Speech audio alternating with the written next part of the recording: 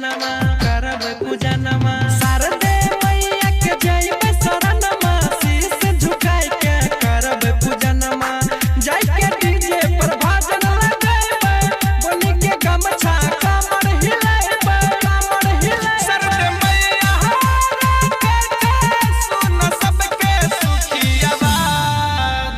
अच्छा तो बोलिए कॉपी कलम जिंदाबाद जिंदाबाद जिंदाबाद मैया के बिना जिंदाबाद जिंदाबाद जिंदाबाद मैया के हंस जिंदाबाद जिंदाबाद जिंदाबाद मैया के बारे में कुछ बोला ना हो मुनमुन बिहारी।